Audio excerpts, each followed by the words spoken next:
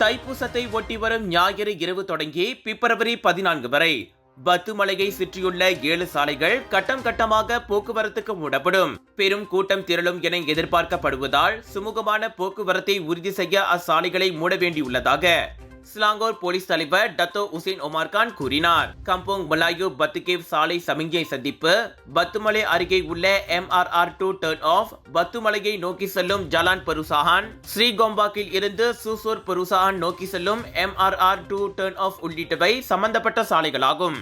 ஜலான் ஸ்ரீ பத்துகேவ் லாப்பான், ஜலான் பத்துகேவ் லாமா சாலை சந்திப்பு, ஸ்ரீ பத்துகேவ் சாலை சமிஞ்சை விளக்கு பகுதி, பத்துகேவ் பைபாஸ் தொடங்கி பத்துமலை முதன்மை நுழைவாயில் நோக்கி செல்லும் ஆகியவை பாதிக்கப்படும் எஞ்சிய சாலைகளாகும். சாலைகள் மூடப்படுவது தொடர்பான அறிவிப்புகள் வாகன ஓட்டிகளின் வசதிக்காக பத்துமலை ரவுண்ட் அபவுட்டில் உள்ள மின்னியல் அறிவிப்பு பலகைகளில் இடம்பெறும். கோம்பாக் போலீஸ் தலைமையகத்தின் அதிகாரப்பூர்வ ஃபேஸ்புக் பக்கத்திலும் அத்தகவல்கள் இடம்பெறும் என டத்தோ உசேன் கூறினார்.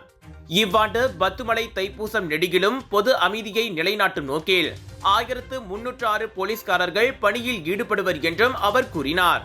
பத்துமலைக்கு சொந்த வாகனங்களில் வருவோர் ஒதுக்கப்பட்ட இடங்களில் வாகனங்களை நிறுத்த வேண்டும். அதோடு அவை முறையாக பூட்டப்படுவதையும் அவர்கள் உறுதி செய்ய வேண்டும். கோயில் வளாகத்தில் ட்ரோன்களை பறக்க விடவும் அனுமதி இல்லை. அப்படி பறக்கவிட விரும்புவோர் முதலில் மலேசிய பொது விமான போக்குவரத்து அதிகார தரப்பிடம் அனுமதி வாங்க வேண்டும் என டத்தோ உசேன் நினைவுறுத்தினார். விலையோ மலிவு, செலவோ குறைவு, தரமோ உயர்வு, மனமோ நிறைவு.